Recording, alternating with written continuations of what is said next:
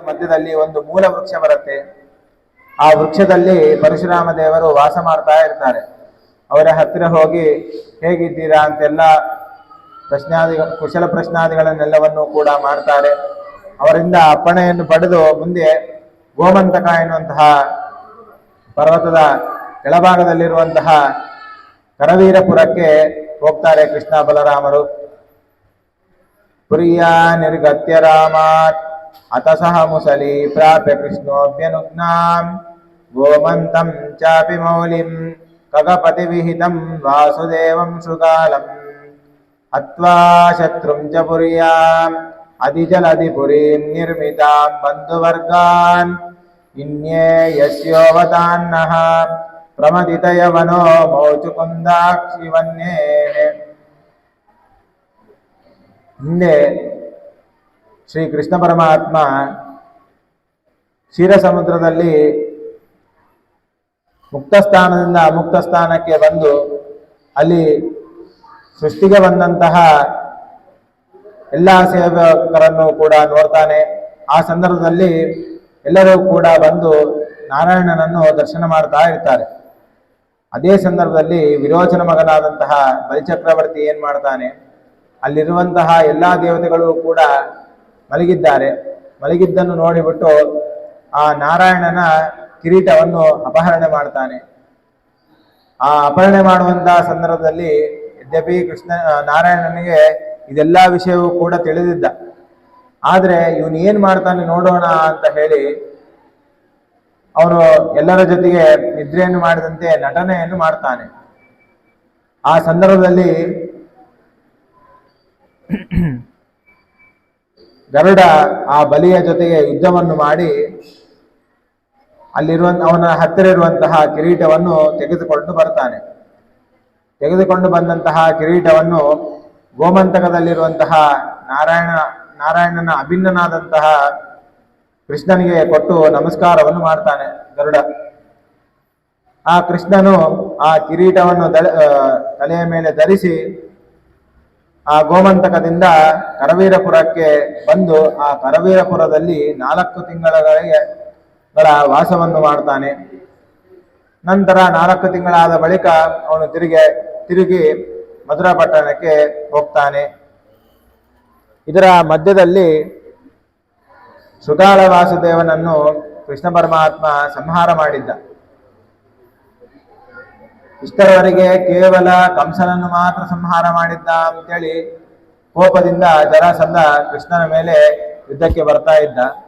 ಇವಾಗ ತನ್ನ ಆಪ್ತನಾದಂತಹ ಶೃಗಾಲ ವಾಸುದೇವನನ್ನು ಕೂಡ ಸಂಹಾರ ಮಾಡಿದ್ದಾನೆ ಅಂತ ತಿಳಿದು ಕೃಷ್ಣನ ಮೇಲೆ ಮತ್ತೆ ಯುದ್ಧಕ್ಕೆ ಬರ್ತಾನೆ. ಆ ಕೃಷ್ಣ ಪರಮಾತ್ಮ ಈ ಕರವೀರಪುರದಿಂದ ಮಧುರೆಗೆ ತಿರುಗಿ ಬರುವ ಸಂದರ್ಭದಲ್ಲಿ ಕೃಷ್ಣನ ಮೇಲೆ ಯುದ್ಧಕ್ಕೆ ಬಂದಂತಹ ಜರಾಸಂಧನನ್ನು ಸೋಲಿಸಿ ಮತ್ತೆ ತಿರುಗಿ ವಾಪಸ್ಸನ್ನು ಕಳಿಸ್ತಾನೆ. ಆದ್ರೆ ಇಲ್ಲಿ ಜರಾಸಂಧ ಎಷ್ಟು ಹಠವಾದಿ ಅಂತ ಗೊತ್ತಾಗುತ್ತೆ ನೋಡಿ. ಅವನು ಎಷ್ಟು ಬಾರಿ ಕೃಷ್ಣನ ಮೇಲೆ ಯುದ್ಧವನ್ನು ಸೋಲ್ತಾನೇ ಇದ್ದ. ಆದ್ರೂ ಅವನ ಹಠ ಬಿಡಲಿಲ್ಲ. ಕೃಷ್ಣನ ಮೇಲೆ ಗೆಲ್ಲಲೇಬೇಕು, ನಾನು ಕೃಷ್ಣನನ್ನು ಸಂಹಾರ ಮಾಡಲೇಬೇಕು. ಯಾಕೆ ಅಂತಂದ್ರೆ ನನ್ನ ಅಳಿಯನಾದಂತಹ ಕಂಸನನ್ನು ಸಂಹಾರ ಮಾಡಿದ್ದಾನೆ, ಅದರಿಂದಾಗಿ ನನ್ನ ಮಗಳು ವಿಧವೆಯಾಗಿದ್ದಾಳೆ ಅಂತೇಳಿ ಒಂದು ಹಠದಿಂದಾಗಿ ಕೃಷ್ಣನನ್ನು ಸಂಹಾರ ಮಾಡಲೇಬೇಕು ಅಂತ ಒಂದು ಸಂಕಲ್ಪವನ್ನು ಮಾಡಿದ್ದ. ಅದೇ ರೀತಿಯಾಗಿ ಅವನು ಎಷ್ಟು ಬಾರಿ ಕೃಷ್ಣನಿಂದ ಸೋತರೂ ಕೂಡ ಕೃಷ್ಣನನ್ನು ಬಿಡಲಿಲ್ಲ. ಹೇಗೆ ಒಂದು ಮಾಡಿ ಸಂಹಾರ ಮಾಡೇ ಮಾಡ್ತೇನೆ ಅಂತೇಳಿ ಒಂದು ಸಂಕಲ್ಪವನ್ನು ಮಾಡಿ ಕೃಷ್ಣ ಆ ಜರಾಸಂಧನು ಏನ್ ಮಾಡಿದ ಅಂತಂದ್ರೆ, ಭಯಂಕರವಾದಂತಹ ದೇಹವುಳ್ಳಂತಹ ಕಾಲಯವನ ಎನ್ನುವಂತಹ ರಾಕ್ಷಸ, ಅವನ ಹತ್ತಿರ ಈ ಜರಾಸಂಧನ ಒಬ್ಬ ಸೇವಕನನ್ನು ಕಳಿಸ್ತಾನೆ. ಕಳಿಸಿ, ನಾನು ಕೃಷ್ಣನ ಮೇಲೆ ಯುದ್ಧಕ್ಕಾಗಿ ಹೊರಟಿದ್ದೇನೆ, ನಿನ್ನ ಸಹಾಯ ಬೇಕಾಗಿದೆ, ಆದ್ದರಿಂದ ನೀನು ನನಗೆ ಸಹಾಯವನ್ನು ಮಾಡ್ತೀಯಾ ಅಂತ ಕೇಳಿದ. ಈ ಕಾಳೆಯವನಿಗೂ ಕೂಡ ಕೃಷ್ಣನ ಮೇಲೆ ಸ್ವಲ್ಪ ದ್ವೇಷ ಇತ್ತು. ಅದೊಂದು ಗಾದೆ ತರ ಇರುತ್ತೆ, ಶತ್ರುವಿನ ಶತ್ರು ಮಿತ್ರ ಅಂತೇಳಿ. ಅದೇ ರೀತಿಯಾಗಿ ಕೃಷ್ಣನ ಮೇಲೆ ಜರಾಸಂಧನಿಗೂ ಕೋಪ ಇತ್ತು. ಮತ್ತೊಂದು ಕಡೆ ಕೃಷ್ಣನ ಮೇಲೆ ಕಾಲಯವನಿಗೂ ಕೋಪವಿತ್ತು. ಆದ್ದರಿಂದ ಇವರಿಬ್ಬರ ಶತ್ರು ಯಾರು? ಕೃಷ್ಣ ಪರಮಾತ್ಮ ಒಬ್ಬನೇ. ಆದ್ದರಿಂದ ಏನ್ ಮಾಡಿದ್ರು ಅವರಿಬ್ಬರು ಸೇರಿಕೊಂಡು ಅಂತಂದ್ರೆ, ಅವರಿಬ್ಬರು ಒಂದು ಗುಂಪಾಗಿ ಮಾಡಿಕೊಂಡು ಕೃಷ್ಣನ ಮೇಲೆ ಯುದ್ಧಕ್ಕೆ ಹೊರಡುತ್ತಾರೆ. ಈ ಕಾಲಯವನ ಸೇನೆ ಎಂತದ್ದು ಅಂತಂದ್ರೆ 3 ಕೋಟಿ ಅಷ್ಟು ಸೈನ್ಯ ಉಳ್ಳದ್ದಾಗಿತ್ತು. 3 ಕೋಟಿ ಜನರ ಒಂದು ಸೈನ್ಯದಿಂದ ಕೂಡಿಕೊಂಡು ಕೃಷ್ಣನ ಮೇಲೆ ಯುದ್ಧಕ್ಕೆ ಬರ್ತಾನೆ. ಯುದ್ಧಕ್ಕೆ ಬಂದಾಗ ಈ ಎಲ್ಲ ವಿಷಯವೂ ಕೂಡ ಕೃಷ್ಣನು ತಿಳಿದುಕೊಂಡು ಮೊದಲಿಗೆ ಅವನ ಹತ್ತಿರ ಇರುವಂತಹ ಜನರ ಸಂರಕ್ಷಣೆಗಾಗಿ ಅವನು ಏನ್ ಮಾಡಿದ ಕೃಷ್ಣ ಪರಮಾತ್ಮ ಅಂತಂದ್ರೆ, ಸಮುದ್ರದ ಮಧ್ಯಭಾಗದಲ್ಲಿ 12 ಯೋಜನ ವಿಸ್ತೀರ್ಣವಾದಂತಹ ಸುಂದರವಾದಂತಹ ಒಂದು ಪಟ್ಟಣವನ್ನು ನಿರ್ಮಾಣ ಮಾಡಿದ. ಆ ಪಟ್ಟಣಕ್ಕೆ ಏನನ್ನು ಹೆಸರಿಟ್ಟ ಅಂತಂದ್ರೆ ದ್ವಾರಕಾ ಎಂಬುದಾಗಿ ಅದಕ್ಕೆ ಹೆಸರನ್ನಿಟ್ಟಿದ್ದಾನೆ. ಆ ದ್ವಾರಕಾ ಪಟ್ಟಣವನ್ನು ನಾವು ಇಂದಿಗೂ ಕೂಡ ಕಾಣುತ್ತೇವೆ. ಅಷ್ಟು ಸುಂದರವಾದಂತಹ ಒಂದು ಪಟ್ಟಣ ಅದು. ಅಂತಹ ಪಟ್ಟಣದ ನಿರ್ಮಾಣವನ್ನು ಕೃಷ್ಣ ಪರಮಾತ್ಮ ಈ ಕಾಲಯವನ ಮತ್ತು ಜರಾಸಂಧರ ಯುದ್ಧದ ಸಂದರ್ಭದಲ್ಲಿ ಅದರ ನಿರ್ಮಾಣವನ್ನು ಮಾಡಿದ್ದ. ಮೊದಲಿಗೆ ತನ್ನಲ್ಲಿರುವಂತಹ ಎಲ್ಲಾ ಜನರನ್ನು ಕೂಡ ಆ ದ್ವಾರಕಾ ಪಟ್ಟಣಕ್ಕೆ ಕಳಿಸ್ತಾನೆ. ನಂತರ ಬಲರಾಮನನ್ನು ಕೂಡ ಕಳಿಸ್ತಾನೆ. ಅವಾಗ ಮೊದಲಿಗೆ ಏನ್ ಮಾಡ್ತಾನೆ ಅಂತಂದ್ರೆ, ತಾನೊಬ್ಬನೇ ಕಾಲಯವನ ಜೊತೆ ಯುದ್ಧಕ್ಕೋಸ್ಕರವಾಗಿ ನಿಂತವನಂತೆ ಮಾಡಿ, ಇವನು ನನ್ನನ್ನು ಸಂಹಾರ ಮಾಡ್ತಾನೋ ಏನೋ ಆ ಭಯದಿಂದಾಗಿ ಅವನು ಮೊದಲಿಗೆ ಓಡಿ ಹೋಗ್ತಾನೆ ಅಂತ ಒಂದು ನಾಟಕ ರೂಪವಾಗಿ ತೋರಿಸ್ತಾ ಇದ್ದಾನೆ ಇಲ್ಲಿ. ಆ ಕಾಲಯವನ ನನ್ನ ಮೇಲೆ ಯುದ್ಧವನ್ನು ಮಾಡ್ಲಿಕ್ಕೆ ಬರ್ತಾ ಇದ್ದಾನೆ, ಅವನನ್ನ ತಪ್ಪಿಸ್ಕೊಂಡು ಹೋಗೋಣ ಅಂತೇಳಿ ಎಲ್ಲಾ ಜನರು ಕೂಡ ತಿಳಿಯಬೇಕು ಅಂತ ಮಾಡಿದ. ಆದ್ರೆ ಇದು ಬೇಕಾಗಿದ್ದಿಲ್ಲ. ಕೃಷ್ಣ ಅಂದುಕೊಂಡಿದ್ರೆ ಒಂದು ಕ್ಷಣದಲ್ಲೇನೆ ಆ 3 ಕೋಟಿ ಸೈನ್ಯರನ್ನು ಸಂಹಾರ ಮಾಡ್ತಾ ಇದ್ದ. ಅದೇ ರೀತಿಯಾಗಿ ಕಾಲಯವನನ ಮತ್ತು ಜರಾಸಂಧ ಇತ್ಯಾದಿಗಳನ್ನೆಲ್ಲರನ್ನೂ ಕೂಡ ಸಂಹಾರ ಮಾಡ್ತಾ ಇದ್ದ. ಆದ್ರೆ ಈ ರೀತಿಯಾಗಿ ಯಾಕೆ ಮಾಡಿದ್ದು ಅಂತಂದ್ರೆ, ಕೃಷ್ಣ ಪರಮಾತ್ಮ ಆ ಕಾಲಯವನಿಂದ ಭಯದಿಂದ ಓಡಿ ಹೋಗ್ತಾ ಮಧ್ಯದಲ್ಲಿ ಒಂದು ಗುಹೆಯಲ್ಲಿ ಪ್ರವೇಶ ಮಾಡ್ತಾನೆ. ಅಲ್ಲಿ ಮುಚುಕುಂದ ಮಹಾರಾಜ ಅಲ್ಲಿ ಮಲಗಿರ್ತಾನೆ. ಅವನು ಈ ದೇವತೆಗಳಿಗೆ ಯುದ್ಧದ ಸಮಯದಲ್ಲಿ ಸಹಾಯ ಮಾಡಿದಾಗ ಎಲ್ಲಾ ದೇವತೆಗಳು ಒಂದು ವರವನ್ನು ಕೊಟ್ಟಿದ್ರು ಆ ಮುಚುಕುಂದ ಮಹಾರಾಜನಿಗೆ. ಏನು ವರ ಕೊಟ್ಟಿದ್ರು ಅಂತಂದ್ರೆ, ಅವನಿಗೆ ಎಷ್ಟು ವರ್ಷ ಮಲಗಬೇಕು ಅಂತ ಅನಿಸುತ್ತೋ ಅಷ್ಟು ವರ್ಷ ಮಲಗಲಿ. ಅವನ ನಿದ್ರೆಗೆ ಯಾರಾದರೂ ಭಂಗವನ್ನು ಮಾಡಿದರೆ ಅವನು ತನ್ನ ಕಣ್ಣನ್ನು ನೋಡಿದ ತಕ್ಷಣದಲ್ಲೇನೆ ಅವರು ಭಸ್ಮರಾಗಲಿ ಎನ್ನುವಂತಹ ವರವನ್ನು ದೇವತೆಗಳು ಕೊಟ್ಟಿದ್ರು. ಇಲ್ಲಿ ಆಯ್ತು ರೀ, ಈ ದೇವತೆಗಳ ವರಕ್ಕೂ ಕೃಷ್ಣ ಪರಮಾತ್ಮ ಇಲ್ಲಿ ಬರ್ಲಿಕ್ಕೆ ಏನ್ ಸಂಬಂಧ ಅಂತಂದ್ರೆ, ಆ ಮುಚುಕುಂದ ಮಹಾರಾಜ ಮಲಗಿದಾಗ ಬೇರೆಯವರು ಯಾರಾದರೂ ಬಂದು ಅವನನ್ನು ತಿಳಿಯದೇನೆ ಎಬ್ಬಿಸಿದರೆ ಅವನ ದೃಷ್ಟಿಯಿಂದಾಗಿ ಆ ಜನರು ಭಸ್ಮರಾಗಬಾರದು ಎನ್ನುವಂತ ಹಿತದೃಷ್ಟಿಯಲ್ಲಿ ಕೃಷ್ಣ ಪರಮಾತ್ಮ ಏನ್ ಮಾಡಿದ, ಈ ಕಾಲಯವನನ್ನು ಸಂಹಾರ ಮಾಡಬೇಕು. ಆ ಸಂಹಾರಕ್ಕೆ ಈ ಮುಚುಕುಂದ ಮಹಾರಾಜನ ಜೊತೆಗೆ ಸಂಬಂಧವನ್ನು ತಂದುಬಿಟ್ಟ. ತಂದಾಗ ಏನ್ ಮಾಡಿದ, ತಾನು ಆ ಗುಹೆಯ ಒಳಗಡೆ ಪ್ರವೇಶ ಮಾಡ್ತಾನೆ. ಪ್ರವೇಶ ಮಾಡಿದ ನಂತರ ಅವನು ಆ ಕಾಲಯವನಿಗೆ ಕಾಣಿಸ್ಕೊಳ್ಳೋದಿಲ್ಲ. ಅಲ್ಲಿಗೆ ಅದೇ ರೀತಿಯಾಗಿ ಕಾಲಯವನನ್ನು ಕೂಡ ಆ ಗುಹೆಯ ಒಳಗೆ ಪ್ರವೇಶ ಮಾಡ್ತಾನೆ, ಕೃಷ್ಣನ ಬಂದಿದ್ದಾನೆ ಅಂತ ಹೇಳಿ. ಆದ್ರೆ ಅಲ್ಲಿ ನೋಡ್ತಾನೆ ಯಾರೂ ಇರೋದಿಲ್ಲ, ಕೇವಲ ಒಬ್ಬ ವ್ಯಕ್ತಿ ಅಲ್ಲಿ ಮಲಗಿರ್ತಾನೆ. ಅವನನ್ನು ನೋಡಿಬಿಟ್ಟು ಇವನೇನೇ ಕೃಷ್ಣ ಅಂತ ತಿಳಿದು ಅವನು ಏನ್ ಮಾಡ್ತಾನೆ, ಆ ಕಾಲಯವನ ಆ ಮುಚುಕುಂದ ಮಹಾರಾಜನನ್ನು ಎಬ್ಬಿಸ್ತಾನೆ. ಎಬ್ಬಿಸಿದ ಕೊಳ್ಳೇನೆ ದೇವತೆಗಳ ವರವನ್ನು ನೆರವೇರಿಸಬೇಕು. ಆದ್ದರಿಂದಾಗಿ ಕೃಷ್ಣ ಪರಮಾತ್ಮ ಈ ರೀತಿಯಾಗಿ ಮಾಡಿದ. ಅವನು ಎಬ್ಬಿಸಿದ ಕೊಳ್ಳೇನೆ ಅವನು ಮೊದಲಿಗೆ ಎದ್ದು ನೋಡ್ತಾನೆ, ಅಲ್ಲಿ ಯಾರೂ ಇರೋದಿಲ್ಲ, ಕೇವಲ ಕಾಲಯವನನ್ನು ಮಾತ್ರ ಇರ್ತಾನೆ. ಅಂತಹ ಸಂದರ್ಭದಲ್ಲಿ ಕೃಷ್ಣ ಪರಮಾತ್ಮ ಏನ್ ಮಾಡಿದ ಅಂತಂದ್ರೆ, ಆ ಕಾಲಯವನ ನಾಶರೂಪ ಲೋಕ ಕಲ್ಯಾಣಕ್ಕೋಸ್ಕರವಾಗಿ ಕೃಷ್ಣ ಪರಮಾತ್ಮ ಆ ಮುಚುಕುಂದ ಮಹಾರಾಜನ ಕಣ್ಣಿನ ಒಳಗಡೆ ಸೇರಿ ಅಗ್ನಿದ್ವಾರ ಹೊರಗಡೆ ಬಂದು ಆ ಕಾಲಯವನನ್ನು ಸಂಹಾರ ಮಾಡಿದನು. ಈ ರೀತಿಯಾಗಿ ಕಾಲಯವನನ ಸಂಹಾರದಿಂದಾಗಿ ಎಲ್ಲರಿಗೂ ಸಂತೋಷವನ್ನು ಕೊಟ್ಟಂತಹ ಕೃಷ್ಣ ಪರಮಾತ್ಮ ನಮ್ಮನ್ನು ರಕ್ಷಿಸಲಿ ಅಂತ ಹೇಳಿ ಮಂತ್ರಾಲಯ ಪ್ರಭುಗಳು ಈ ಶ್ಲೋಕದಿಂದ ಇಷ್ಟು ಸಾರಾಂಶವನ್ನು ತಿಳಿಸ್ಕೊಡ್ತಾ ಇದ್ದಾರೆ. ಇನ್ನ ಮುಂದೆ ಕೃಷ್ಣ ಪರಮಾತ್ಮ ಈ ಮುಚುಕುಂದ ಮಹಾರಾಜನಿಗೆ ಮೋಕ್ಷವನ್ನು ಕೊಡ್ತಾನೆ. ಕೊಟ್ಟು ನಂತರ ತಾನು ಈ ಮಧುರಾ ಪಟ್ಟಣಕ್ಕೆ ಬರ್ತಾನೆ. ಅಲ್ಲಿ ಕಾಲಯವನನ ಸಮಸ್ತ ಸೈನ್ಯವನ್ನು ಸಂಹಾರ ಮಾಡ್ತಾನೆ. ಮತ್ತೆ ಯುದ್ಧಕ್ಕೆ ಬಂದಂತಹ ಜರಾಸಂಧನನ್ನು ಯುದ್ಧದಲ್ಲಿ ಸೋಲಿಸ್ತಾನೆ. ಸೋತರೂ ಕೂಡ ಮತ್ತೆ ಅವನು ಪುನಃ ಜರಾಸಂಧನು ಏನ್ ಮಾಡ್ತಾನೆ, ಕೃಷ್ಣನ ಮೇಲೆ ಯುದ್ಧಕ್ಕೆ ಬರ್ತಾನೆ ಇರ್ತಾನೆ. ಆ ಸಂದರ್ಭದಲ್ಲಿ ತಾನು ಆ ಜರಾಸಂಧನ ಜೊತೆಗೆ ಯುದ್ಧವನ್ನು ಮಾಡ್ಲಿಕ್ಕೆ ಆಗೋದಿಲ್ಲ, ಎಷ್ಟು ಬಾರಿ ಸೋಲಿಸಿದ್ರು ಕೂಡ ಮತ್ತೆ ಪುನಃ ನನ್ನ ಮೇಲೆ ಯುದ್ಧಕ್ಕೆ ಬರ್ತಾ ಇದ್ದಾನಲ್ವಾ, ನನಗೆ ಸಾಕಾಗಿದೆಯಪ್ಪ, ಅವನಿಂದ ದೂರ ಹೊರಟು ಬಿಡೋಣ ಅಂತ ಹೇಳಿ ಬಲರಾಮನ ಜೊತೆಗೆ ಗೋಮಂತಕ ಎನ್ನುವಂತಹ ಪರ್ವತಕ್ಕೆ ಬರ್ತಾನೆ. ಅಲ್ಲಿ ಕೂಡ ಈ ಜರಾಸಂಧ ಬಂದು ಈ ಕೃಷ್ಣ ಬಲರಾಮರು ಇಬ್ಬರೂ ಕೂಡ ಆ ಪರ್ವತದ ತುಟ್ಟ ತುದಿಯಲ್ಲಿ ಇದ್ದಾರೆ ಅಂತ ತಿಳಿದು ಅಲ್ಲಿರುವಂತಹ ಎಲ್ಲಾ ಹುಲ್ಲುಗಳು ಹಸಿದಿರತ್ತೆ, ಒಣಗಿದಿರತ್ತೆ. ಆ ಎಲ್ಲಾ ಹುಲ್ಲುಗಳು ಅಗ್ನಿಯ ಸ್ಪರ್ಶದಿಂದಾಗಿ ಬೆಂಕಿಯನ್ನು ಹಚ್ಚಿದಾಗ ಅವರು ಇಡೀ ಪರ್ವತವು ನಾಶವಾಗತ್ತೆ. ಅದರ ಜೊತೆಗೆ ಆ ಪರ್ವತ ಮಧ್ಯದಲ್ಲಿರುವಂತಹ ಕೃಷ್ಣ ಬಲರಾಮರು ಕೂಡ ನಾಶರಾಗ್ತಾರೆ ಅಂತ ತಿಳಿದು ಆ ಹುಲ್ಲುಗಳಿಗೆ ಬೆಂಕಿಯನ್ನು ಹಚ್ಚುತ್ತಾನೆ. ಇದೆಲ್ಲವನ್ನೂ ಕೂಡ ನೋಡಿದಂತಹ ಬಲರಾಮ ಮತ್ತೆ ಕೃಷ್ಣ ಪರಮಾತ್ಮ ಏನ್ ಮಾಡ್ತಾರೆ ಅಂತಂದ್ರೆ, ಅವರಿಬ್ಬರು ಕೂಡ ಮಾತನಾಡ್ಕೊಳ್ತಾರೆ.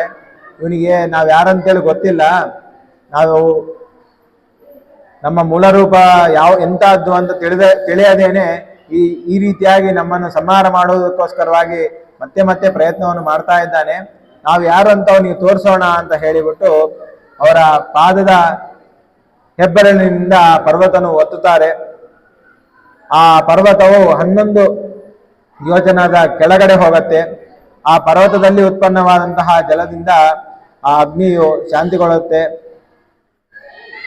ಪುನಃ ಅವರು ಅಲ್ಲಿಂದ ವಾಪಸ್ಸು ದ್ವಾರಕಾಪಟ್ಟಣಕ್ಕೆ ಬರ್ತಾರೆ.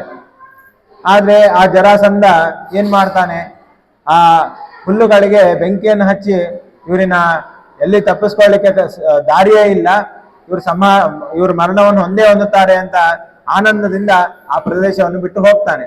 ಆದ್ರೆ ಇವರು ಈ ರೀತಿಯಾಗಿ ಎಲ್ಲಾ ಕಾರ್ಯಗಳನ್ನು ಮಾಡಿದ್ದು ಆ ಜರಾಸಂಧನ ನೋಡೋದೇ ಇಲ್ಲ. ಆದ್ರಿಂದ ಅವನೇನ್ ತಿಳಿತಾನೆ, ಕೃಷ್ಣ ಅವತ್ತೇ ಸತ್ತೋದ ಅಂತ ತಿಳಿದುಕೊಳ್ತಾನೆ. ನಂತರ ಈ ಕೃಷ್ಣ ಮತ್ತು ಬಲರಾಮರು ದ್ವಾರಕಾಪಟ್ಟಣಕ್ಕೆ ಬರ್ತಾರೆ. ಅವಾಗ ರಾಜ್ಞಾ ಸಂಸ್ತೂಯಮಾನೋ ಅತಯವನ ಬಲೋ ಬೀತವನ್ ಮಾಗದೇಶಾತ್ ಗೋಮಂತಂ ಪ್ರಾಪ್ಯ ಭೂಯೋ ಜಿತಮಗಧಪತಿ ಜಾತ ಶಾಂತಾಗ್ನಿಶೈಲಃ ಆಗತ್ಯ ದ್ವಾರಕಾಮ್ಯೋ ಹೃದಿಕಸುತಗಿರ ಜ್ಞಾತ ಕೌಂತೇಯ ಕೃತ್ಯಃ ಪಶ್ಯಸ್ವಾದಾಯ ಭೈಷ್ಮೀ ಋಷಯುಧಿಜಿತವಾನ್ ಭೂಭೃತ ಪ್ರಿಯತಾನ್ನಃ. ಒಂದು ದಿನ ಕೃಷ್ಣ ಪರಮಾತ್ಮ ಮಧುರೆಗೆ ಬಂದ ನಂತರ, ದ್ವಾರಕೆಗೆ ಬಂದ ನಂತರ ಒಂದು ದಿನ ಎಲ್ಲಾ ರಾಜರ ಜೊತೆಗೆ ಒಂದು ಸಭೆಯನ್ನು ಏರ್ಪಾಟು ಮಾಡ್ತಾನೆ. ಆ ಸಭೆಯಲ್ಲಿ ಕುಳಿತಾಗ ಎಲ್ಲರೂ ಕೂಡ ತಮ್ಮ ತಮ್ಮ ರಾಜ್ಯಗಳಲ್ಲಿ ಆಗುವಂತಹ ಕಷ್ಟ ಸುಖಾದಿಗಳನ್ನೆಲ್ಲವನ್ನು ಕೂಡ ಹೇಳ್ತಾ ಇರ್ತಾರೆ. ಅಂತಹ ಸಂದರ್ಭದಲ್ಲಿ ಒಬ್ಬರು ಒಂದು ವಿಷಯವನ್ನು ಪ್ರಸ್ತಾಪ ಮಾಡ್ತಾರೆ. ಏನು ವಿಷಯ ಅಂತಂದ್ರೆ, ಆ ಕೃಷ್ಣನ ಸೋದರತೆಯ ಮಕ್ಕಳಾದಂತಹ ಪಾಂಡವರು ಗುರುದಕ್ಷಿಣಾರೂಪವಾಗಿ ಸೈನ್ಯಯುಕ್ತರಾಗಿ ಪಾಂಚಾಲ ದೇಶಕ್ಕೆ ಯುದ್ಧಕ್ಕೆ ಹೋಗ್ತಾರೆ. ಅಲ್ಲಿ ಯುದ್ಧದಲ್ಲಿ ಪಾಂಚಾಲ ರಾಜನಾದಂತಹ ದೃಪದ ಮಹಾರಾಜರನ್ನು ಯುದ್ಧದಲ್ಲಿ ಸೋಲಿಸ್ತಾರೆ. ಆ ದೃಪದನ್ನು ತಂದು ತನ್ನ ಗುರುಗಳಿಗೆ ಅರ್ಪಿಸುತ್ತಾರೆ ಎನ್ನುವಂತಹ ಎಲ್ಲಾ ವಿಷಯವನ್ನು ಕೂಡ ಒಬ್ಬರು ಆ ಸಭೆಯಲ್ಲಿ ಪ್ರಸ್ತಾಪ ಮಾಡ್ತಾರೆ. ಅದನ್ನು ಕೇಳಿ ಕೃಷ್ಣ ಸಂತೋಷ ಪಡ್ತಾನೆ. ಇದು ಸಂಕ್ಷೇಪವಾಗಿ ಕಥೆಯನ್ನು ಕೇಳಿದೆ, ಅಲ್ಲಿ ಏನೇನು ನಡೀತು ಎಲ್ಲಾ ವಿಸ್ತಾರವಾದಂತಹ ಕಥೆಯನ್ನು ನನಗೆ ತಿಳಿಸು ಅಂತ ಹೇಳಿಬಿಟ್ಟು ಆ ಸಭೆಯಲ್ಲಿರುವಂತಹ ಕೃತವರ್ಮನನ್ನು ಹಸ್ತಿನಾಪುರಕ್ಕೆ ಕಳಿಸ್ತಾನೆ. ಹಸ್ತಿನಾಪುರಕ್ಕೆ ಕಳಿಸಿ ಆ ಪಾಂಡವರು ಯಾವ ರೀತಿಯಾಗಿ ಜಯವನ್ನು ಹೊಂದಿದ್ದಾರೆ ಎಲ್ಲ ವಿಷಯವನ್ನು ಕೂಡ ನನಗೆ ತಿಳಿಸು ಅಂತ ಹೇಳ್ತಾನೆ. ಅದೇ ರೀತಿಯಾಗಿ ಆ ಕೃತವರ್ಮನು ಹಸ್ತಿನಾಪುರಕ್ಕೆ ಹೋಗಿ ಅಲ್ಲಿ ಈ ಪಾಂಡವರು ಯಾವ ರೀತಿಯಾಗಿ ಜಯವನ್ನು ಸಂಪಾದಿಸಿದ್ದಾರೆ ಅನ್ನುವಂತಹ ವಿಚಾರವನ್ನೆಲ್ಲ ಎಲ್ಲಾ ವಿಷಯವನ್ನು ಕೂಡ ತಿಳಿದುಕೊಂಡು ಮತ್ತೆ ಹಿಂದಿರುಗಿ ಕೃಷ್ಣನ ಹತ್ತಿರ ಬಂದು ಎಲ್ಲಾ ವಿಷಯವನ್ನು ಕೂಡ ಹೇಳ್ತಾನೆ. ಅದರಿಂದ ಕೃಷ್ಣ ಪರಮಾತ್ಮ ನನ್ನ ಅತ್ತೆ ಮಕ್ಕಳಾದಂತಹ ಪಾಂಡವರು ಈ ರೀತಿಯಾಗಿ ಜಯವನ್ನು ಹೊಂದಿದ್ದಾರೆ ಅಂತ ಕೇಳಿ ಸಂತುಷ್ಟನಾಗ್ತಾನೆ. ಒಂದು ದಿನ ರುಕ್ಮಿಣಿಯ ಸ್ವಯಂವರ ವಿಷಯವನ್ನು ಕೇಳ್ತಾನೆ. ಕೇಳಿದಾಗ ಕೃಷ್ಣ ಪರಮಾತ್ಮ ಆ ರುಕ್ಮಿಣಿ ತನ್ನನ್ನೇ ಮದುವೆ ಆಗಬೇಕು ಅಂತ ಇಚ್ಛೆ ಪಡ್ತಿದ್ದಾಳೆ ಅನ್ನೋ ವಿಷಯವನ್ನು ಕೂಡ ತಿಳಿದುಕೊಳ್ತಾನೆ. ಆದ್ರೆ ಆ ರುಕ್ಮಿಣಿಯ ಅಣ್ಣನಾದರೂ ಕೂಡ ತನ್ನ ತಂಗಿಯನ್ನು ಶಿಶುಪಾಲನಿಗೆ, ತನ್ನ ಸ್ನೇಹಿತನಾದಂತಹ ಶಿಶುಪಾಲನಿಗೆ ಕೊಡಬೇಕು ಅಂತ ಅವನಿಗೆ ಇಚ್ಛೆ ಇರುತ್ತೆ. ಈಗಿನ ಕಾಲದಲ್ಲೂ ನಾವು ಇದನ್ನು ನೋಡ್ತಾ ಇರ್ತೇವೆ. ಒಬ್ಬ ಹುಡುಗಿಯು ಒಬ್ಬ ವ್ಯಕ್ತಿಯನ್ನು ಇಚ್ಛೆ ಪಟ್ರೆ ಅವರ ಮನೆಯಲ್ಲಿರುವಂತಹ ವ್ಯಕ್ತಿಗಳು ಇನ್ನೊಬ್ಬರಿಗೆ ಕೊಟ್ಟು ಮದುವೆ ಮಾಡಬೇಕು ಅಂತ ಅನ್ಕೊಳ್ತಾ ಇರ್ತಾರೆ. ಅದು ಇಂದಿನ ಕಾಲದ್ದಲ್ಲ, ಹಳೆಯ ಕಾಲದಿಂದಲೂ ಕೂಡ ಬರ್ತಾ ಇದೆ. ತನ್ನ ಸ್ನೇಹಿತನಾದಂತಹ ಶಿಶುಪಾಲನಿಗೆ ಕೊಡಬೇಕು ಅಂತ ಆ ರುಕ್ಮಿಣಿಯ ಅಣ್ಣನ ಅನ್ಕೊಂಡ್ರೆ, ರುಕ್ಮಿಣಿ ಆದರೂ ಕೂಡ ಕೃಷ್ಣ ಪರಮಾತ್ಮನನ್ನು ಮದುವೆ ಆಗ್ಬೇಕು ಅಂತ ಇಚ್ಛೆ ಪಟ್ಟಿರುತ್ತಾಳೆ. ತನ್ನ ಸ್ನೇಹಿತನಾದಂತಹ ಶಿಶುಪಾಲನಿಗೆ ಎಲ್ಲಿ ಕೊಟ್ಟು ಮದುವೆ ಮಾಡ್ತಾನೋ ಏನೋ ಅಂತೇಳಿ ತಿಳಿದು ಮೊದಲಿಗೆ ರುಕ್ಮಿಣಿಯು ಹೆದರಿಕೊಂಡು ಕೃಷ್ಣನಿಗೆ ಒಂದು ಪತ್ರವನ್ನು ಬರೀತಾಳೆ. ನಾನು ನಿನ್ನನ್ನು ಇಚ್ಛೆ ಪಡ್ತಾ ಇದ್ದೇನೆ, ಆದ್ರಿಂದ ನೀನು ನನ್ನನ್ನು ಮದುವೆ ಆಗಬೇಕು ಅಂತ ಒಂದು ಪತ್ರವನ್ನು ಬ್ರಾಹ್ಮಣನ ಜೊತೆಗೆ ಕಳಿಸ್ತಾಳೆ ರುಕ್ಮಿಣಿಯು. ಆ ಬ್ರಾಹ್ಮಣನು ತೆಗೆದುಕೊಂಡು ನೇರವಾಗಿ ಕೃಷ್ಣ ಪರಮಾತ್ಮ ಇರುವಂತಹ ಸ್ಥಳಕ್ಕೆ ಹೋಗ್ತಾನೆ.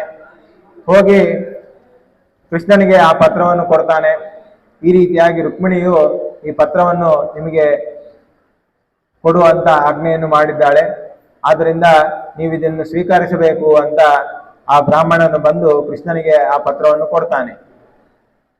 ನಂತರ ಕೃಷ್ಣ ಆ ಪತ್ರವನ್ನು ಸ್ವೀಕಾರ ಮಾಡಿ ಆ ಪತ್ರವನ್ನು ಓದಿದಾಗ ಅವನಿಗೆ ಯದ್ಯಪಿ ಗೊತ್ತಿತ್ತು, ಆದರೂ ಲೋಕಕ್ಕೆ ತೋರಿಸಬೇಕು, ಇಲ್ಲ ಅಂದ್ರೆ ಆಕ್ಷೇಪ ಮಾಡ್ತಾರೆ ಕೆಲವರು.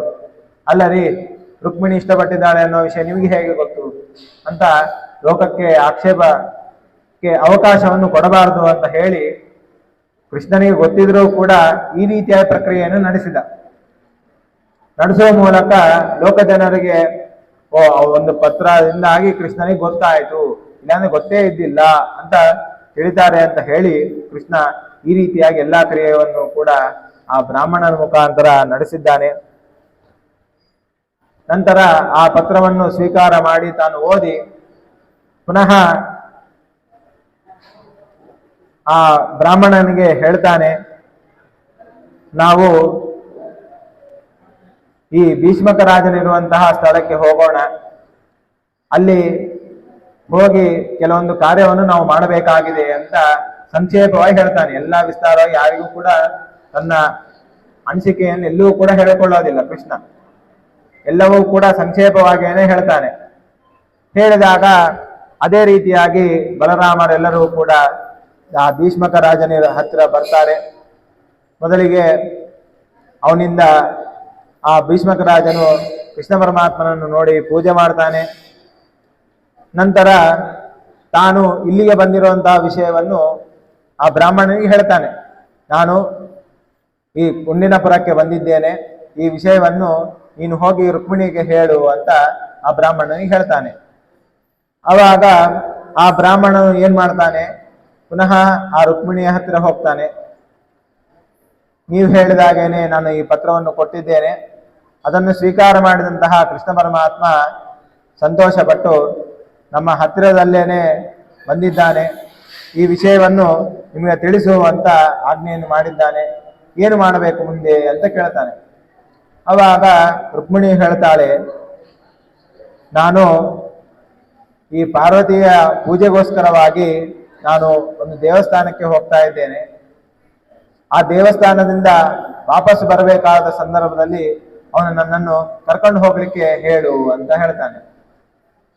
ಅದನ್ನು ಕೇಳಿದಂತಹ ಬ್ರಾಹ್ಮಣನು ಕೃಷ್ಣನ ಹತ್ತಿರ ಬರ್ತಾನೆ. ರುಕ್ಮಿಣಿಯು ಈ ರೀತಿಯಾಗಿ ಹೇಳಿದ್ದಾಳೆ ಅಂತ ಎಲ್ಲಾ ವಿಷಯವನ್ನು ಕೂಡ ನಿರೂಪಣೆ ಮಾಡ್ತಾನೆ. ಸರಿ, ಅದೇ ರೀತಿಯಾಗಿ ಮಾಡೋಣ ಅಂತ ಹೇಳಿ ಕೃಷ್ಣನು ಏನ್ ಮಾಡ್ತಾನೆ ಅಂತಂದ್ರೆ, ಆ ರುಕ್ಮಿಣಿಯು ತನ್ನ ಅನೇಕ ಭಟರ ಜೊತೆಗಾಗಿ ಅಂಬಿಕಾ ಮಂದಿರಕ್ಕೆ ಬರ್ತಾಳೆ. ಬಂದು ಮೊದಲಿಗೆ ಪಾರ್ವತಿಯನ್ನು ಪೂಜೆ ಮಾಡ್ತಾಳೆ. ನಂತರ ಶಚಿದೇವಿಯನ್ನು ಪೂಜೆ ಮಾಡಿ ಗುಡಿಯಿಂದ ಹೊರಗೆ ಬರುವಂತಹ ಸಂದರ್ಭದಲ್ಲಿ ಮೊದಲಿಗೆನೆ ಎಲ್ಲಾ ವಿಚಾರವನ್ನು ಕೂಡ ಕೃಷ್ಣನಿಗೆ ಹೇಳಿದ್ದಾಳೆ. ಆದ್ರಿಂದ ಕೃಷ್ಣ ಅಲ್ಲಿಗೆ ಬಂದು ಆ ರುಕ್ಮಿಣಿಯ ಕೈಯನ್ನು ಹಿಡಿದುಕೊಂಡು ರಥದಲ್ಲಿ ಕೂಡಿಸಿ ಅಲ್ಲಿಂದ ಹೊರಟು ಹೋಗ್ತಾನೆ.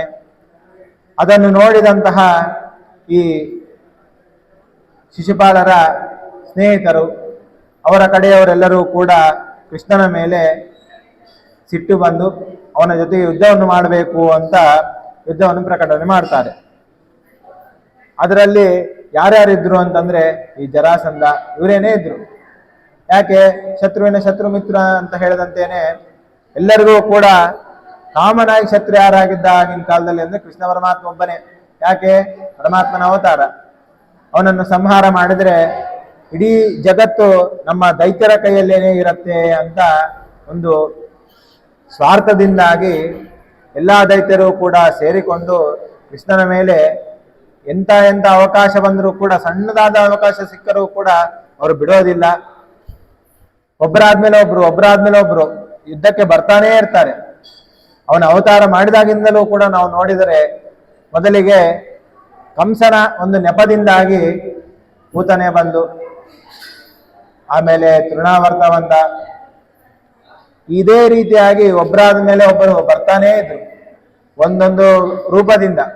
ಒಬ್ಬರು ವೃಷಭ ರೂಪದಿಂದ ಬಂದು ಸಂಹಾರ ಮಾಡಲಿಕ್ಕೆ ಪ್ರಯತ್ನ ಮಾಡ್ತಾರೆ, ಒಬ್ಬರು ಗಾಳಿಯಿಂದ ಬಂದು ಸಂಹಾರ ಮಾಡಲಿಕ್ಕೆ ಪ್ರಯತ್ನ ಮಾಡ್ತಾರೆ, ಒಬ್ಬರು ಅವನನ್ನು ಎತ್ಕೊಂಡೋಗಿ ಆಕಾಶದಲ್ಲೇನೆ ಸಂಹಾರ ಮಾಡಲಿಕ್ಕೆ ಪ್ರಯತ್ನ ಮಾಡ್ತಾರೆ. ಆದ್ರೆ ಎಷ್ಟೇ ಪ್ರಯತ್ನ ಮಾಡಿದರೂ ಕೂಡ ಕೃಷ್ಣ ಅವನನ್ನು ಎಲ್ಲರನ್ನೂ ಕೂಡ ಸಂಹಾರ ಮಾಡ್ತಾನೇ ಬಂದ. ಈ ರೀತಿಯಾಗಿ ಸಂಹಾರ ಮಾಡಲಿಕ್ಕೆ ಕಾರಣ ಎಲ್ಲರಿಗೂ ತಿಳಿದಿದ್ದೆ. ಅವರೆಲ್ಲಾ ಜನರಿಗೂ ಕೂಡ ಹಿಂಸೆಯನ್ನು ಕೊಡ್ತಾ ಇದ್ರು. ಎಲ್ಲೂ ಕೂಡ ದೇವರ ನಾಮವನ್ನು ಮಾಡಬಾರದು. ಉದಾಹರಣೆಗೆ ಹೇಳೋದಂತಾದ್ರೆ ಈ ಪ್ರಹ್ಲಾದನ ಚರಿತ್ರೆಯಲ್ಲಿ ಬರುತ್ತೆ. ಆ ಹಿರಣ್ಯಕಶಿಪು ಇಬ್ಬರೂ ಕೂಡ ಪರಮಾತ್ಮನನ್ನು ಸಂಹಾರ ಮಾಡುವುದಕ್ಕೋಸ್ಕರವಾಗಿಯೇನೆ ಅವರು ಲೋಕದಲ್ಲಿ ಎಲ್ಲೂ ಕೂಡ ಪರಮಾತ್ಮನ ಹೆಸರೆತ್ತಬಾರದು ಅಂತ ಹೇಳಿ ಮೊದಲಿಗೆ ಆ ಹಿರಣ್ಯಾಕ್ಷನನ್ನು ಬಂದು ಭೂದೇವಿಗೆ ಹಿಂಸೆಯನ್ನು ಕೊಡ್ತಾನೆ. ಅಲ್ಲಿ ಪರಮಾತ್ಮ ವರಾಹ ರೂಪದಿಂದಾಗಿ ಬಂದು ಆ ಹಿರಣ್ಯಾಕ್ಷನನ್ನು ಸಂಹಾರ ಮಾಡಿದ. ತನ್ನ ತಮ್ಮನಾದಂತಹ ಹಿರಣ್ಯಾಕ್ಷನನ್ನು ಸಂಹಾರ ಮಾಡಿದ್ದಾನೆ ಅಂತೇಳಿ ಒಂದು ನೆಪದಿಂದಾಗಿ ಸಿಟ್ಟು ತೋರುವಂತೆ ಮಾಡಿ ಆ ಹಿರಣ್ಯಕಶಿಪು ಏನ್ ಮಾಡಿದ, ಆ ಪರಮಾತ್ಮನ ಮೇಲೆ ಯುದ್ಧಕ್ಕೆ ಹೊರಟ. ಆ ಸಂದರ್ಭದಲ್ಲಿ ಬ್ರಹ್ಮದೇವರನ್ನು ಕುರಿತು ಘೋರವಾದಂತಹ ತಪಸ್ಸನ್ನು ಮಾಡ್ತಾನೆ. ಮಾಡಿದಾಗ ಬ್ರಹ್ಮದೇವರು ವರವನ್ನು ಕೊಟ್ಟುಬಿಟ್ರು. ಅವನು ವಿಚಿತ್ರವಾದಂತಹ ವರವನ್ನು ಕೇಳಿದ. ಮೇಲೆ ಸಾಯಬಾರ್ದು, ಕೆಳಗ ಸಾಯಬಾರ್ದು, ಹೊರಗ ಸಾಯಬಾರ್ದು, ಒಳಗ ಸಾಯಬಾರ್ದು, ರಾತ್ರಿ ಸಾಯಬಾರ್ದು, ಹಗಲು ಸಾಯಬಾರ್ದು, ನಿನ್ನಿಂದ ಸೃಷ್ಟಿಯಾದಂತಹ ಯಾವ ನರ ಪ್ರಾಣಿಗಳಿಂದಲೂ ಸಾಯಬಾರ್ದು, ಯಾವ ಆಯುಧಗಳಿಂದಲೂ ಕೂಡ ಸಾಯಬಾರ್ದು ಅಂತ ವಿಚಿತ್ರವಾದಂತಹ ವರವನ್ನು ಬೇಡಿಬಿಟ್ಟ. ಅವಾಗ ಬ್ರಹ್ಮದೇವರಿಗೆ ಬೇರೆ ಮಾರ್ಗ ಇರಲಿಲ್ಲ, ವರವನ್ನು ಕೊಡ್ಲೇಬೇಕಾಗಿತ್ತು, ಕೊಟ್ಟುಬಿಟ್ಟು. ಅದರಿಂದಾಗಿ ಅವನು ಇನ್ನಿಷ್ಟು ಶಕ್ತಿಯನ್ನು ಪಡೆದಿದ್ದ. ಆ ಶಕ್ತಿಯಿಂದಾಗಿ ಏನು ಮಾಡಿದ ಅಂತಂದ್ರೆ ಎಲ್ಲಾ ಜನರನ್ನು ಕೂಡ ಹಿಂಸೆ ಕೊಡ್ಲಿಕ್ಕೆ ಪ್ರಾರಂಭ ಮಾಡಿದ. ಎಲ್ಲಾ ಜನರಿಗೂ ಹಿಂಸೆ ಕೊಡ್ತಾ ಕೊಡ್ತಾ ಕೊನೆಯದಾಗಿ ಎಲ್ಲಾ ದೇವತೆಗಳಿಗೂ ಹಿಂಸೆ ಕೊಡ್ಲಿಕ್ಕೆ ಪ್ರಾರಂಭ ಮಾಡಿದ. ಎಲ್ಲಾ ದೇವತೆಗಳು ಹೋಗಿ ಪರಮಾತ್ಮನನ್ನು ಪ್ರಾರ್ಥನೆ ಮಾಡಿದಾಗ ಪರಮಾತ್ಮ ಹೇಳ್ತಾನೆ, ಅವನ ಹೊಟ್ಟೆಯಲ್ಲಿ ಪ್ರಹ್ಲಾದನಿದ್ದಾನೆ, ಅವನಿಗೆ ಯಾವತ್ತು ತೊಂದರೆ ಕೊಡ್ತಾನೋ ಅಂದಿನವರೆಗೂ ಕೂಡ ನಾನು ಸುಮ್ಮನೆ ಇರ್ತೇನೆ.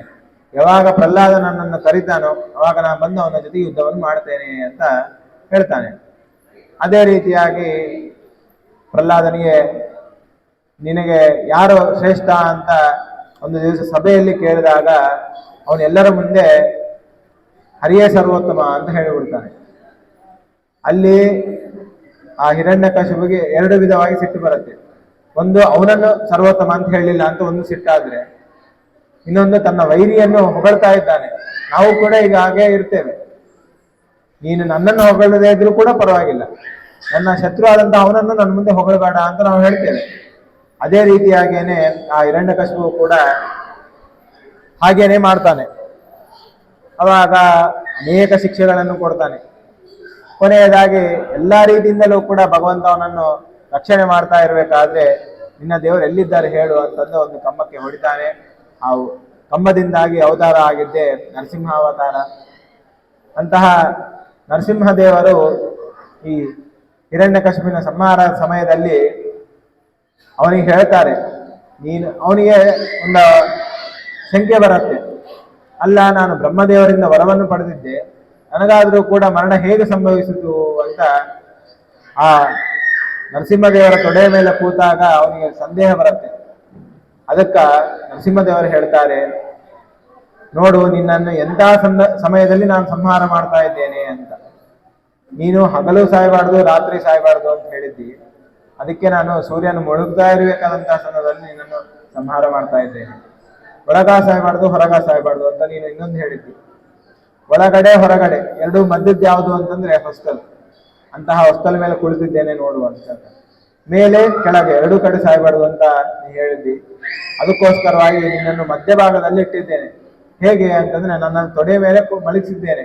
ಆದ್ರಿಂದ ಅದು ಮೇಲೇನೂ ಆಗೋದಿಲ್ಲ, ಕೆಳಗನೂ ಆಗೋದಿಲ್ಲ. ಇನ್ನ ನಿನ್ನಿಂದ ಸೃಷ್ಟಿಯಾದಂತಹ ಯಾವ ಪ್ರಾಣಿಯಿಂದಲೂ ಕೂಡ ಸಾಯಬಾರ್ದು ಅಂತ ಹೇಳಿದ್ದಿ. ನನ್ನನ್ನು ಸೃಷ್ಟಿ ಮಾಡಿದ್ದು ಬ್ರಹ್ಮದೇವರಲ್ಲ, ನಾನೇ ಅವತಾರ ಮಾಡಿದ್ದೇನೆ. ಇನ್ನ ನರ ಪ್ರಾಣಿಗಳಿಂದ ಯಾವುದರಿಂದಲೂ ಸಾಯಬಾರ್ದು, ನಾನು ಮನುಷ್ಯನೂ ಅಲ್ಲ, ಪ್ರಾಣಿಯೂ ಅಲ್ಲ, ಇಂದು ನರಸಿಂಹ ಅಂತ ಹೇಳ್ತಾರೆ.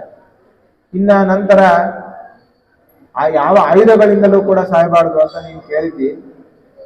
ಈ ಉಗುರೇನಿದೆ ಇದು ಆಯುಧ ಲೆಕ್ಕದಲ್ಲಿ ಬರೋದೇ ಇಲ್ಲ. ಇಂತಹ ಉಗುರಿನಿಂದ ನಿನ್ನ ಹೊಟ್ಟೆಯನ್ನು ಸೀಳ್ತೇನೆ ಅಂತೇಳಿ ಅವನ ಹೊಟ್ಟೆಯನ್ನು ಸೀಳಿದ್ರಂತೆ. ಅಲ್ಲಿ ಹೊಟ್ಟೆಯನ್ನು ಸೀಳುವಂತಹ ಸಂದರ್ಭದಲ್ಲಿ ಹೇಳ್ತಾರೆ, ಯಾಕೆ ಅಷ್ಟು ಉಗ್ರದಿಂದಾಗಿ ಒಂದೇ ಒಂದು ಏಟು ಹೊಡೆದ್ರು ಸತ್ತೋಗ್ತಿದ್ದವನು. ಆದ್ರೆ ಹೊಟ್ಟೆಯನ್ನು ಸೀಳಿ ಎಲ್ಲ ಒಳಗಡೆ ಇರುವಂತಹ ಎಲ್ಲಾ ನರಗಳನ್ನು ತೆಗೆದು ಯಾಕೆ ಆ ರೀತಿಯಾಗಿ ಯಾಕೆ ಸಂಹಾರ ಮಾಡಿದ್ದು ಅಂತಂದ್ರೆ, ಆ ಹೊಟ್ಟೆಯ ಒಳಗಡೆ ಮತ್ತೆ ಈ ಪ್ರಹ್ಲಾದನಂತ ಇನ್ನ ಯಾರಾದ್ರೂ ಇದ್ದಾರೋ ಏನೋ, ಮತ್ತೆ ಪುನಃ ಅವತಾರವನ್ನು ಮಾಡ್ಲಿಕ್ಕೆ ಆಗೋದಿಲ್ಲ. ಅದಕ್ಕೋಸ್ಕರವಾಗಿ ಒಂದೇ ಸರ್ತೆ ಬಂದಿದ್ದೇನೆ, ಎಲ್ಲವನ್ನೂ ಕೂಡ ನೋಡ್ಕೊಂಡೇ ಹೋಗೋಣ ಅಂತೇಳಿ ಹೊಟ್ಟೆಯನ್ನು ಸೀಳಿ ನೋಡ್ತಾರಂತೆ. ಒಳಗಡೆ ಯಾರೂ ಇರೋದಿಲ್ಲ. ನಂತರ ಸರಿ ಬಿಡಪ್ಪ, ಹಾಗಾದ್ರೆ ಪ್ರಹ್ಲಾದನೊಬ್ಬನೇ ಬಂದಂತಹ ಕಾರ್ಯ ಮುಗಿತು ಅಂತೇಳಿ ಉಗ್ರ ರೂಪದಿಂದ ಎಲ್ಲರಿಗೂ ತೋರಿಸ್ತಾರೆ. ಆ ಸಮಯದಲ್ಲಿ ಬ್ರಹ್ಮಾದಿ ಸಮಸ್ತ ದೇವತೆಗಳು ಪ್ರಾರ್ಥನೆ ಮಾಡ್ತಾರೆ, ಶಾಂತರಾಗುವುದಿಲ್ಲ. ಲಕ್ಷ್ಮೀ ದೇವಿ ಬಂದು ಪ್ರಾರ್ಥನೆ ಮಾಡ್ತಾಳೆ, ನಾನು ಇಂಥ ಉಗ್ರ ರೂಪ ನನ್ನ ಜೀವನದಲ್ಲೇನೇ ನೋಡಿಲ್ಲ ಅಂತ ಹೇಳ್ತಾರೆ. ಯಾಕೆ ಅಂದ್ರೆ ಯಾವತ್ತೂ ಕೂಡ ಪರಮಾತ್ಮ ಉಗ್ರ ರೂಪವನ್ನು ತೋರಿಸಿರ್ಲಿಲ್ಲ. ಕೊನೆಯದಾಗಿ ಬ್ರಹ್ಮದೇವರು ಬಂದು ಆ ಪ್ರಹ್ಲಾದನ ಹತ್ರ ಹೇಳ್ತಾರೆ, ನಿನ್ನಗೋಸ್ಕರವಾಗಿಯೇನೆ ಪರಮಾತ್ಮ ಈ ಅವತಾರವನ್ನು ಮಾಡಿದ್ದು, ಆದ್ರಿಂದ ನೀನೇನೆ ಶಾಂತಗೊಳಿಸಬೇಕು ಅಂತ ಹೇಳ್ತಾನೆ. ಹೇಳಿದಾಗ ಪ್ರಹ್ಲಾದ ಸ್ತೋತ್ರ ಮಾಡ್ತಾನೆ. ನಂತರ ನರಸಿಂಹದೇವರು ಶಾಂತರಾಗ್ತಾರೆ. ಆ ಸಂದರ್ಭದಲ್ಲಿ ಪ್ರಹ್ಲಾದರಾಜರು ಒಂದು ಮಾತನ್ನು ಕೇಳ್ತಾರಂತೆ, ನಿನಗೇನಾದ್ರೂ ಬರಬೇಕಾ ಅಂತ ಕೇಳಿದ್ರೆ, ನನ್ನ ತಂದೆಗೆ ಒಂದು ಮೋಕ್ಷವನ್ನು ಕೊಡಪ್ಪ, ಅವನೇನೋ ತಿಳಿಯದೇನೆ ಅಪರಾಧವನ್ನು ಮಾಡಿದ್ದ. ಇದರಿಂದಾಗಿ ಎರಡು ನೀತಿ ತಿಳಿಯುತ್ತೆ ನಮಗೆ. ತಂದೆ ಎಷ್ಟೇ ಕೆಟ್ಟವನಾಗಿರ್ಲಿ, ಅವನು ಎಷ್ಟೇ ದ್ರೋಹ ಮಾಡಿರ್ಲಿ, ನಮ್ಮನ್ನು ಹುಟ್ಟಿಸಿದ್ದಾನೆ, ಆದ್ರಿಂದ ಅವನು ತಂದೆಯೇ ಆಗಿರ್ತಾನೆ, ಅವನಿಗೆ ನಾವು ಗೌರವವನ್ನು ಕೊಡಲೇಬೇಕು ಅಂತ ಒಂದು. ಎರಡನೇದು, ನರಸಿಂಹದೇವರು ಯದ್ಯಪಿ ಪರಮಾತ್ಮ, ಅವನು ಚಿಕ್ಕ ಬಾಲಕ, ಅವನೇ ನನಗೆ ಹೇಳಲಿಕ್ಕೆ ಅಂತ ಅನ್ಕೋಬೋದಿತ್ತು. ಆದ್ರೆ ಆ ರೀತಿಯೇ ಮಾಡಲಿಲ್ಲ. ಅವನು ಮಾಡಿದ ಭಕ್ತಿಗೆ ಮೆಚ್ಚಿದ್ದಾನೆ. ಆದ್ರಿಂದ ನಾವು ಇಲ್ಲಿ ಏನ್ ತಿಳಿಯಬೇಕು ಅಂತಂದ್ರೆ, ಭಕ್ತಿ ಮಾಡ್ಲಿಕ್ಕೆ ವಯಸ್ಸೇನು ಸಂಬಂಧ ಇಲ್ರಿ. ಒಂದು 6 ವರ್ಷ ಹುಡುಗ ಆಗಿರ್ಲಿ, ಅವನಿಗೆ ನಾವು ಪ್ರತಿನಿತ್ಯದಲ್ಲೂ ಕೂಡ ಬೆಳಿಗ್ಗೆ ಎಬ್ಬಿಸಿದ ಕೂಡಲೇನೆ ಅವನಿಗೆ ದೇವರ ಸ್ತೋತ್ರಗಳನ್ನು, ಪ್ರಾರ್ಥನಾ ಸ್ತೋತ್ರಗಳನ್ನು ಈ ರೀತಿಯಾಗಿ ಈಗಿನ ಕಾಲದಲ್ಲಿ ನಾವು ಚಿಕ್ಕ ವಯಸ್ಸಿನಲ್ಲೇನೆ ಆ ಮಕ್ಕಳಿಗೆ ನಾವು ಹೇಳಿಕೊಟ್ಟಾಗ ಆ ಮಕ್ಕಳು ಮುಂದೆ ಬೆಳೀತಾ ಸಮಾಜದಲ್ಲಿ ಒಂದು ಉನ್ನತ ಸ್ಥಾನಕ್ಕೆ ಹೋಗ್ತಾರೆ. ಇಲ್ಲ ಅಂತಾದ್ರೆ ನಾವು ಮನೆಯಲ್ಲೇನೆ ನಾವು ಮಕ್ಕಳಿಗೆ ಹೇಳಿಕೊಟ್ಟಿಲ್ಲ ಅಂತಾದ್ರೆ ಅವಾಗ ಏನಾಗತ್ತೆ ಅಂತಂದ್ರೆ, ಅವನು ಮುಂದೆ ಬೆಳೀತಾ ಸಂಸ್ಕಾರ ಇಲ್ಲದೇನೆ ಹೊರಗಡೆ ತಿರುಗಾಡ್ತಾ ತನ್ನ ಜೀವನವನ್ನು ವ್ಯರ್ಥ ಮಾಡ್ಕೊಳ್ತಾ ಸಂಧ್ಯಾ ವಂದನೆ ಪೂಜೆ ದೂರ ಉಳಿತು. ಅವನು ಒಂದೊಪ್ಪತ್ತಾದ್ರೂ ಸಂಧ್ಯಾ ವಂದನೆ ಮಾಡ್ಲಿ. ಈಗಿನ ಕಾಲ ಮಕ್ಕಳು ಒಂದೊಪ್ಪತ್ತಾದ್ರೂ ಸಂಧ್ಯಾ ವಂದನೆ ಮಾಡ್ಲಿ ಅಂತ ಮನೆಯಲ್ಲಿರುವಂತವ್ರು ಅಪೇಕ್ಷೆ ಪಡ್ತಾ ಇರ್ತಾರೆ. ಆದ್ರಿಂದ ನಾವು ಅವನನ್ನು ಸಣ್ಣವನಿದ್ದಾಗಿಂದಲೇ ಒಂದು ಒಳ್ಳೆಯ ಮಾರ್ಗದಲ್ಲಿ ನಡೆಸಿದ್ರೆ ಅವನು ಮುಂದೆ ತಾನಾಗೇನೆ ಅದರಲ್ಲಿ ಪ್ರವೃತ್ತಿಯನ್ನು ಮಾಡ್ತಾನೆ. ಯಾಕೆ? ಅದರ ರುಚಿ ಅನ್ನೋದು ಅವನಿಗೆ ಗೊತ್ತಾಗಿರುತ್ತೆ. ಅದರ ರುಚಿಯಿಂದಾಗಿ ಅವನೇನ್ ಮಾಡ್ತಾನೆ, ನೀವು ಹೇಳಲೇಬೇಕಾಗಿಲ್ಲ. ಅವನು ಪ್ರತಿನಿತ್ಯ ಕೇವಲ ಒಂದೊಪ್ಪತ್ತಲ್ಲ, ಮೂರು ಒಪ್ಪತ್ತು ಸಂಧ್ಯಾವಂದನೆ ಮಾಡ್ತಾನೆ. ಮುಂದೆ ಬರ್ತಾ ಬರ್ತಾ ಬರ್ತಾ ತನಗೇನೆ ತಿಳಿದು ದೇವರ ಪೂಜೆ ಇತ್ಯಾದಿ ಎಲ್ಲವನ್ನೂ ಕೂಡ ಮಾಡಿಕೊಂಡು ತನ್ನ ಜೀವನವನ್ನು ಸಾರ್ಥಕಗೊಳಿಸ್ಕೊಳ್ತಾನೆ. ಇದರಿಂದಾಗಿಯೇನೆ ನಾವು ಇಲ್ಲರಿ ನಾವು ಈಗ ಸ್ಕೂಲಿಗೆ ಹೋಗ್ತಿದ್ದಾನೆ ಮಗ, ಅವನು ಯಾಕೆ ತೊಂದರೆ ಕೊಡೋದು, ಮುಂದೆ ನೋಡೋಣ. ಮುಂದೆ ಕೆಲ್ಸಕ್ಕೆ ಹೋಗ್ತಿದ್ದಾನೆ, ಈಗ ಯಾಕೆ, ಇನ್ನು ಮುಂದೆ ನೋಡೋಣ. ಮುಂದೆ ಏನ್ರಿ ರಿಟೈರ್ಮೆಂಟ್ ಲೈಫು, ಈಗೇನ್ ಮಾಡ್ತಾನೆ, ಮುಂದೆ ನೋಡೋಣ. ಮುಂದೆ ಇಲ್ರಿ ಸಾಯೋ ವಯಸ್ಸು ಬಂದದ, ಈಗೇನ್ ಮಾಡ್ತಾನೆ, ಮಾಡಿ ಆದ್ರೆ ಏನ್ ಪುಣ್ಯ ಕರೋದ, ಅವನ ಹಣೆ ಬರ ಏನಾದ್ರೆ ಅದಾಗ್ಲಿ ಅಂತ ಬಿಟ್ಟು ಬಿಡ್ತೇವೆ. ಇದರಿಂದಾಗಿ ಅವನ ಇಡೀ ಜೀವನ ವ್ಯರ್ಥವಾಗುತ್ತೆ. ಅವನ ಒಂದು ಕ್ಷಣದಲ್ಲಾದ್ರೂ ಭಗವಂತನ ಸ್ಮರಣೆ ಮಾಡಲಿಕ್ಕೆ ನಾವು ಈಗಿಂದಲೇನೆ ಅವನಿಗೆ ಹೇಳಿಕೊಡಬೇಕು. ಹೇಳಿಕೊಟ್ಟಾಗ ಏನಾಗತ್ತೆ, ನಾವು ಈ ರೀತಿಯಾಗಿ ಮಾಡಿದ್ರೆ ನಮಗೆ ಈ ಮಾರ್ಗದಲ್ಲಿ ಪರಮಾತ್ಮನ ಒಂದು ಅನುಗ್ರಹ ಅನ್ನೋದು ನಮಗಾಗತ್ತೆ ಅಂತ ತಿಳಿಯುತ್ತೆ. ಇಲ್ಲ ಅಂತಾದ್ರೆ ಅವನು ಜೀವನ ಇಡೀ ವ್ಯರ್ಥವೇ ಮಾಡ್ಕೊಳ್ತಾನೆ. ಇನ್ನು ಅಷ್ಟೇ ಅಲ್ಲ, ಕೆಲವರು ಏನ್ ಮಾಡ್ತಾರೆ ಅಂತಂದ್ರೆ ಮನೆಯಲ್ಲಿ ಸಂಧ್ಯಾ ವಂದನೆ ಇತ್ಯಾದಿಗಳನ್ನು ಮಾಡಿಸ್ತಾರೆ. ಆದ್ರೆ ಒಂದು ದಿವಸ ಮಾಡಿಸ್ತಾರೆ, ಮರು ದಿವಸ ಬಿಟ್ಟು ಬಿಡ್ತಾರೆ. ಇಲ್ಲ ಅಪ್ಪಿ ನಿನಗೆ ಹಾಲಿಡೇ ಇದ್ದ ದಿವಸ ಸಂಧ್ಯಾ ವಂದನೆ ಮಾಡಕ್ಕೆ ಊಟ ಮಾಡಿಸ್ತೀರಲ್ರಿ, ಊಟ ನೀವೇ ತಗೊಂಡೋಗಿ ಕೈಯಾಗ ತುತ್ತು ತಗೊಂಡೋಗಿ ಬಾಯಾಗಿಟ್ಟು ಮಾಡಿಸ್ತೀರಿ. ಅದೇ ರೀತಿಯಾಗಿ ಒಂದೆರಡು ಪಾತ್ರೆಯನ್ನು ಕೊಡ್ರಿ, ಅದ್ರ ನೀರು ಹಾಕ್ರಿ, ಗೋಪಿಚಂದನ ಮುದ್ರೆಯನ್ನು ಕೊಡ್ರಿ. ಅವನಿಗೆ ಸಂಧ್ಯಾ ವಂದನೆ ಅನ್ನೋದು ಹೇಗೆ ಮಾಡ್ಬೇಕು ಅನ್ನೋದು ನೀವು ಮನೆಯಲ್ಲಿ ತಿಳಿಸಿದಾಗಲೇನೆ ಅವನು ಏನಾಗ್ತಾನೆ, ಮನೆಯಲ್ಲಿ ಮುಖ್ಯವಾಗಿ ಮನೆಯಲ್ಲಿ ಸಂಸ್ಕಾರ ಬೆಳೆದ್ರೆ ಅವನ ಸಮಾಜದಲ್ಲಿ ಉನ್ನತ ಸ್ಥಾನವನ್ನು ಪಡೆಯುತ್ತಾನೆ. ಇಲ್ಲ ಅಂತಾದ್ರೆ ಅವನು ಗೋಪಿಚಂದನ್ನೇ ಹಚ್ಚೋದಿಲ್ಲ. ಗೋಪಿಚಂದನ ಹಚ್ಚದೇ ಇದ್ದಾಗ ಏನಾಗತ್ತೆ, ಅವನು ಶಾಸ್ತ್ರದಲ್ಲಿ ಹೇಳ್ತಾರೆ, ಸ್ನಾನ ಆದ ಕೂಡಲೇನೆ ಬರೇ ಹಣೆ ಇರಬಾರ್ದು, ನೀರಿನ ನಾಮವನ್ನಾದ್ರೂ ಧರಿಸಬೇಕು ಅಂತ ಶಾಸ್ತ್ರ ಹೇಳುತ್ತೆ. ನೀರಿನ ನಾಮ ಗೋಪಿಚಂದನ ಹೋಯ್ತು, ನೀರಿನ ನಾಮ ಹೋಯ್ತು, ಅದಂತೂ ತಿಳಿಯೋದೇ ಇಲ್ಲ. ನೀರಿನ ನಾಮ ಅನ್ನೋದು ಯಾರಿಗೆ ಗೊತ್ತಾಗುತ್ತೆ? ಇನ್ನ ಹೋಗ್ಲಿ, ನಮಗ್ ಗೊತ್ತಿರುವಂತದ್ದು ಗೋಪಿಚಂದನವನ್ನಾದ್ರೂ ನಾವು ಧಾರಣೆ ಮಾಡ್ಕೋಣ, ಅದನ್ನು ಬಿಟ್ಟು ಬಿಡ್ತೇವೆ. ಹೋಗ್ಲಿ, ಯಾಕೆ ಅದು ಧಾರಣೆ ಮಾಡಿದ್ದು, ಅದರ ಯಾವುದರಿಂದ ಬಂದಿದ್ದು ಅದೆಲ್ಲವನ್ನು ಕೂಡ ನಾವು ಮಕ್ಕಳಿಗೆ ತಿಳಿಸಬೇಕು. ತಿಳಿಸಿಕೊಡದೇ ಇದ್ರೆ ಮಕ್ಕಳಿಗೆ ಏನೂ ಗೊತ್ತಾಗೋದೇ ಇಲ್ಲ. ಅವನು ಗೋಪಿಚಂದ ಯಾಕೆ ಹಚ್ಚಿದ್ದಪ್ಪ ಅಂತಂದ್ರೆ ನಾವು ಅಪ್ಪ ಹೇಳ್ದ ನಾ ಹಚ್ಚಿದೆ ಅಷ್ಟೇ, ಮುಂದೆ ನಂಗೆ ಗೊತ್ತಿಲ್ಲ. ಮುದ್ರೆಗಳನ್ನ ಯಾಕೆ ಹಚ್ಚಿದ್ವಿ, ನಾವು ಅಪ್ಪ ಹೇಳ್ದ ನಾ ಹಚ್ಚಿದೆ. ಆ ಮುದ್ರೆಗಳ ಕ್ರಮವನ್ನು ನಾವು ಹೇಳಿಸ್ಕೊಡಬೇಕು. ಈ ರೀತಿಯಾಗಿ ಮಾಡಿದಾಗ ಒಂದೊಂದು ಮಾಡುವ ಸಂದರ್ಭದಲ್ಲಿ ನಾವು ಹೇಳಿಕೊಟ್ರೆ ಮಕ್ಕಳು ತಿಳ್ಕೊಳ್ತಾರೆ. ಅವರಿಗೆ ನಾವೇನ್ ಮಾಡ್ತೇವೆ, ಗೋಪಿಚಂದ ಹಚ್ಚ, ನಡಿ, ಮುದ್ರೆ ಹಚ್ಚ, ನಡಿ, ಎದ್ದೋಗ, ಆಯ್ತು ಮುಗೀತು, ಸಂಧ್ಯಾ ವಂದನೆ ಇಲ್ಲ. ಪ್ರವರ ನಾವು ಮುಖ್ಯವಾಗಿ ಮನೆಯಲ್ಲೇನೆ ಕಳಿಸಬೇಕು. ಯಾರಾದ್ರೂ ಒಬ್ಬ ಹಿರಿಯರು ಬಂದಾಗ ಪ್ರವರವನ್ನು ಹೇಳಿ ನಾವು ನಮಸ್ಕಾರವನ್ನು ಮಾಡಬೇಕು. ಅದೀಗ ಯಾರೂ ಮಾಡೋದಿಲ್ಲ. ಪ್ರವರ ದೂರ ಉಳಿತು, ಅವನ ಗೋತ್ರ ಏನೋ ಅವನಿಗೆ ಗೊತ್ತಿರಲ್ಲ, ಅವನು ಯಾವ ವೇದ ಅವನಿಗೆ ಗೊತ್ತಿರಲ್ಲ, ಅವನ ಪ್ರವರದಲ್ಲಿ ಬರುವಂತಹ ಋಷಿಗಳ ಹೆಸರು ಅವನಿಗೆ ಗೊತ್ತಿರೋದಿಲ್ಲ. ಮುಂದೆ ಮದುವೆ ಆಗುವಂತಹ ಸಂದರ್ಭದಲ್ಲಿ ಇಂತಹ ಗೋತ್ರದಲ್ಲಿ ಇಂತಹ ಪ್ರವರದಲ್ಲಿ ಹುಟ್ಟಿದಂತಹ ಇಂತಹ ಮನೆ ಮೊಮ್ಮಗ ಮಗ ಅಂತ ಹೇಳ್ತಾರೆ. ಆ ಸಮಯದಲ್ಲಿ ಕೇಳ್ತಾರೆ, ಅಪ್ಪಿ ನಿನ್ ಪ್ರವರ ಹೇಳಪ್ಪಿ, ಏನ್ ಗೊತ್ತಾಗುತ್ತೆ? ಅಪ್ಪ ಏನಪ್ಪ, ಅವ್ರ ಅಪ್ಪಗೆ ಗೊತ್ತಿಲ್ಲ, ಅವನೇನ್ ಹೇಳಿಸ್ಕೊಡ್ತಾರೆ.